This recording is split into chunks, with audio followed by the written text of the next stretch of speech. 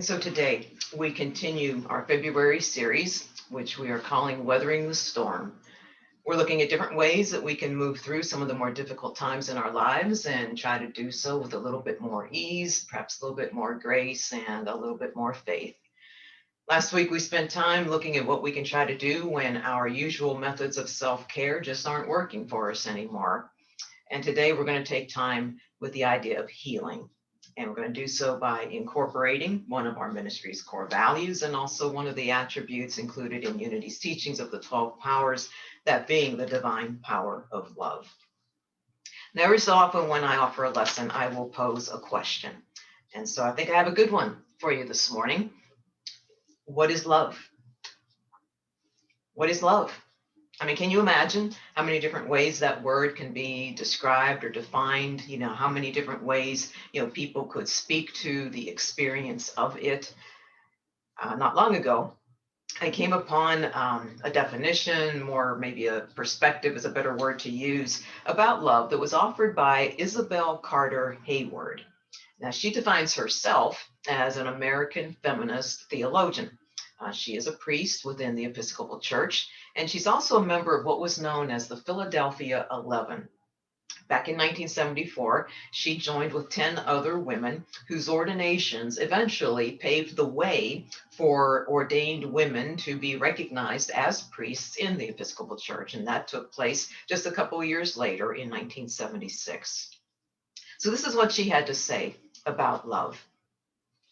She said, "Love, like truth and beauty, is concrete. Love is not fundamentally a sweet feeling, not at heart a matter of sentiment, attachment, or being drawn toward. Love is active, effective, a matter of making reciprocal and mutually beneficial relation with one's friends and enemies. Love creates righteousness or justice here on earth. For this reason, loving involves commitment. We are not automatic lovers of self, others, world, or God. Love does not just happen. We are not love machines, puppets on a string of a deity called love. Love is a choice, not simply or necessarily a rational choice, but rather a willingness to be present to others without pretense or guile. Love is a conversion to humanity, a willingness to participate with others in the healing of a broken world and broken lives. A willingness to participate with others in the healing of a broken world and broken lives." Now, those words, along with others that were included as one of the affirmations that I offered when we had our opening prayer a bit earlier in the service, they changed the approach that I thought I was going to take with this lesson. Now, I know that there are some folks who are going to view this lesson at a later date. They aren't able to be with us right now live for the entire service. And so I'm going to, for their benefit, just repeat the affirmation that was included in our opening prayer that I'm referring to. And that those words were, "Love heals my heart, my life, my world." So how or why did those two statements change my approach to this lesson? Well, with a lesson titled "The Heart of Healing," what I thought I would do, and noted it as such in the promotions that were offered for this service today, was to spend some time with some specific areas of our lives that have desires for healing of some kind, and to do so from the perspective of the healing power contained in this divine power of love that we're focused on. But when I sat down to start writing, it just felt as if I needed to expand beyond that thought or those thoughts. I was reading and then sitting quietly with those two statements about love. A willingness to participate with others in the healing of a broken world and broken lives. And love heals my heart, my life, my world. That all resulted in my being drawn to move away from the specific healing desires in your life, in my life, to a broader view of love itself and to that participatory nature of activating its healing power that naturally and automatically would touch and impact all areas of our lives, and a healing that applies not only to our individual lives and our individual hearts, but also to others' lives and also to our world. Now, when I was first starting out in church ministry back in 2008, I was offered some wonderful words of wisdom by a mentor and a colleague who, back at that time, had already been doing church ministry for more than 35 years. And he said, Eileen, never let a predetermined title or lesson theme dictate the lesson you write. When the time comes to write your lesson, always follow the guidance of Spirit. So it was no big surprise for me that on Friday, when I sat down to write, I was guided to a perfect partner that would provide some foundational ideas for this expanded, more encompassing view of love and healing that I felt that we would go and explore today. And it was one of Unity's inspirational booklets that I often talk about. I was going through a collection that I have, and I found one that was focused on healing. It did so through different articles that had been provided by different Unity ministers, and also through lyrics to songs and the stories behind them provided by New Thought singer-songwriter Karen Drucker, whose music we have often shared in our Sunday services. Now, the booklet was filled with a lot of rich and inspirational writings, but I just honed in on 3 specific topics that I found that really seemed to support the direction I wanted to go. And the first of these is the teaching held by, I think, by many faith traditions, and that is we are beings of love. We are beings of love. And so maybe another question that I can ask here would be, when you feel a desire for healing in your own life, is your first thought, I am a being of love? Or when you become aware of someone else having a healing desire in their life, do you immediately think or say to them, you are a being of love? Now, I have to say that when someone approaches me for prayer, specific and especially a prayer around healing, that thought does often come into my mind, but I can't say the same thing for when I consider healing desires for myself.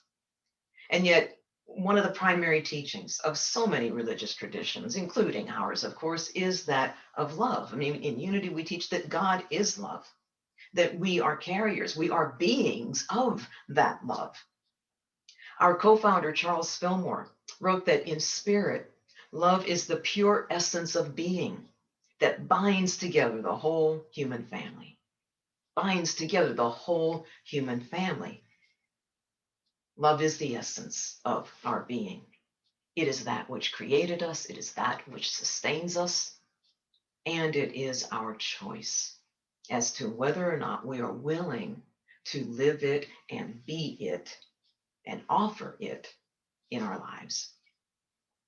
Myrtle Fillmore, Charles's wife, our other co-founder, she consistently chose love over fear in order to bring forth a physical healing that she desired. She made that choice twice a day, day in, day out, for more than 2 years in order to bring that healing forth.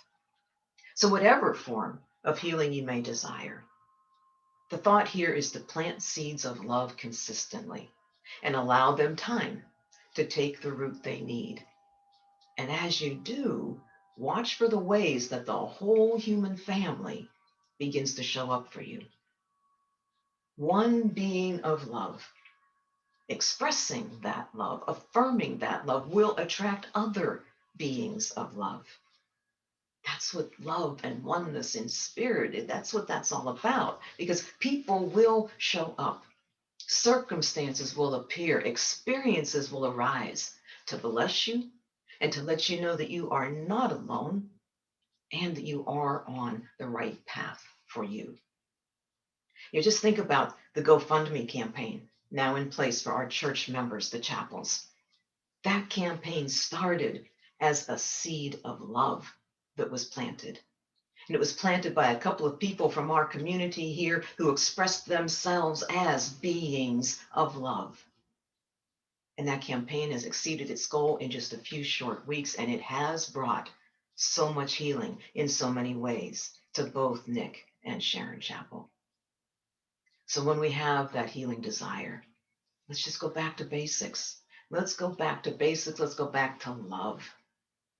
Let our first thoughts towards healing be that we are beings of love, that divine love, that divine power of spirit. And it's through that loving presence that is in within every other being that we can also invite the healing power of that love to come forth from those known and unknown, in ways seen and unseen, all to just bless us, to heal us on whatever path of healing we may be guided to walk.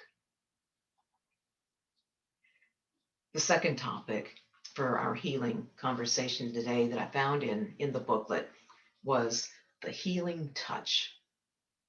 The healing touch. I can ask the same question here about healing as I did about love. What is it? What is healing? Maybe one definition that it has in common with love is that it is intangible. I can't pick healing up like I can pick up this pencil and put it, in your hands. It is intangible. Another commonality that it shares with love is that it can be spoken of in many different ways. What kind of healing are we talking about when we're being asked what it is? We often hear some of the more common categories of healing being those of physical, of course, and mental, emotional, spiritual, whatever area that we're speaking of.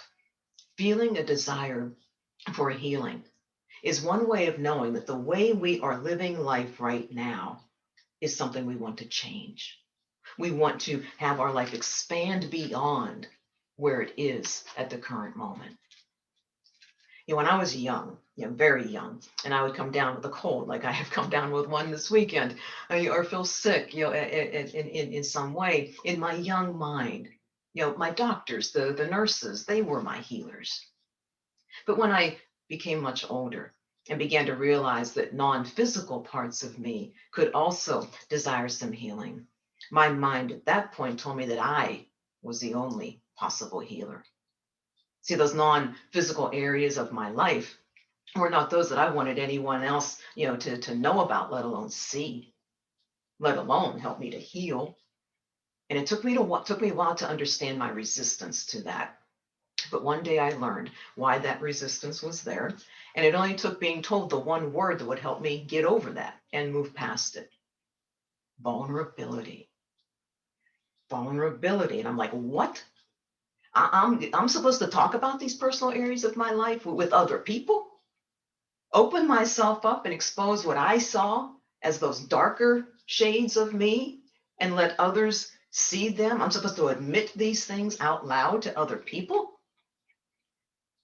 I wish I would have had my Unity booklet back then, because there were a few lines in on this article about the healing touch that may have helped me break out of and expand my life a lot more, sooner than I did.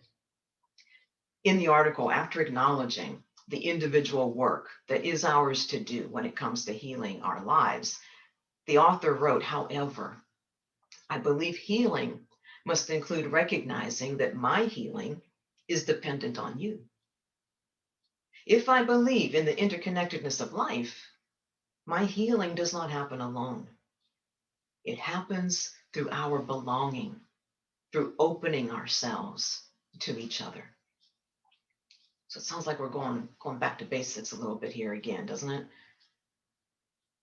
For months now, several months now, I have often thought about how much I miss the experience of human touch, given that it's been almost a year now since I've been able to safely experience it as I was doing prior to COVID-19. But being touch deprived in the context of healing applies to a lot more than just the physical touch from another human being. And knowing that has been a lifesaver for me this past year, because I can reach out to another and be touched by them as they listen to me, as they truly hear what I've said and offer empathy or counsel in return. I am touched by others when I receive cards in the mail from them or texts that encourage me coming across my phone. I am touched by others when they reach out to me for those very same things. Now I realize that you and I were not in each other's lives back when I would have rather poked myself in the eye with a sharp object than be vulnerable. You just have to trust me when I say that I was pretty much living in a I can do it on my own world when it came to matters of the heart, and missing out on a lot of what life had to offer in the process. And I know that there are others who have felt the same way, perhaps feel the same way now, feel that scariness that being vulnerable can present. And I can attest to the fact as well that it does take time more often than not. It does take work to be okay with that, first of all, to be okay with being scared, and then do what you need to do to move past it. Now, this wasn't years ago. This was just 5 weeks ago today that I took what has been to date the biggest step beyond scary into vulnerability. And if you were with us, you'll remember that on that day, I shared in some very personal ways about a recent stay that I've had in the hospital. I spoke about how my thoughts, my feelings during that stay and continuing for a bit of time after I was home, at times were just preoccupied with fear, being scared, loneliness, mortality, and death, and a silence that I was experiencing in that hospital that was all around me. It felt pervasive and eerie. I did it, and you listened, and you acknowledged what you heard. You offered prayers and encouragement. You touched me with love. I was scared to do what I did, but the pull to do it was stronger. And I didn't question why. But I think the answer was in the article on the healing touch. Because when speaking about the times that we feel drawn to allow others into our lives, to participate in our very personal healing processes, it was compared to being drawn to an enticing aroma, just following that aroma until we would find where it's originating. And the article said, we instinctively move closer in order to be immersed in it, to be touched. Because somewhere inside, we know that touch is really a symbol for our closeness to each other and to the divine. Back to basics, indeed. There's one more topic of healing from our booklet that I wanted to share, and it does come from the music of Karen Drucker. And I believe it brings all three of our topics here into a full and unbroken circle of healing love. And it is we start by recognizing ourselves as beings of love. Love that is the pure essence of spirit that is within everyone and it binds together the whole human family. And that truth of our oneness allows that love to guide us on our healing journeys and to reach out to others to participate with us, to lovingly touch us in the healing process. It's as if these two come together to show us that whether we are being love or whether we are receiving love from another, we are just mirror images of each other. We are just mirror images for each other. For God's love, it is just that. It's God's love. It is not personal at all. It is not individual at all. There's nothing individual about it. It has no limitations. It has no conditions. There are no requirements or caveats attached to it. It just is. And as such, it blesses us equally and without balance, without bias. So when we can see that, then we've come full circle in knowing that each of us is a blessing to the world. And we can be a healing blessing to the world. Blessing to the world is the title that Karen Drucker gave to a song that she wrote as she was preparing to be the guest vocalist at a church one Sunday. Many times when Karen gets invited to a church, she'll write a specific song for that church, for that specific service. And oftentimes her songs take the form of chants so that there can be participation, from those in the congregations. And she had seen that week that blessing to the world was going to be the title of the minister's lesson. And so she sat down at the piano and she started to play around with different words or phrases, seeing how they could match up with the melody that was, going through her mind. And this is the first verse that she wrote. You are the heart. You are the hands. You are the voice of spirit on earth. And who you are and all you do is a blessing to the world. Then she changed it up by trying we instead of you. Sounded pretty good. And then she moved once again to use I instead of we. And she burst into tears as soon as she heard her own voice singing those words. She said, that line felt so powerful, and yet I felt so vulnerable saying it. How could I stand in front of people and say, I am a blessing to the world? A moment later, she said a voice came into her head that replied, that's exactly why you need to say it. For her, she said that by affirming herself to be a blessing to the world, she said, I'm giving permission to myself and I hope to others to allow my light, my gifts, and my love to shine forth. When each of us does that, we create a community and a world that is truly blessed. Blessings show up in so many different ways, and I believe, and I have for a long time, that one way is through music. And I've also believed for a very long time, because I've used it and it has brought great results, and that is that one of the most powerful aspects of music is its healing nature. The healing power of love. It gets activated when love sees and recognizes itself. On Wednesday of this coming week, we enter into the season of Lent. This is a time that we often reflect on Jesus's teachings as we bring to mind the end of his life on this earth. Well, in the 17th chapter of John's Gospel, the entire chapter is a prayer that Jesus prayed after spending his last time with his disciples. The whole thing is a prayer, and it's not to the people, it's not to the disciples around him. It's clearly noted in Scripture that he has turned away and turned his gaze upward. This was a prayer between him and God. And part of it towards the end reads, I in them and you in me, that they may become completely one, so that the world may know that you've sent me and have loved them even as you have loved me. I've made your name known to them, so that the love with which you have loved me may be in them, and I in them.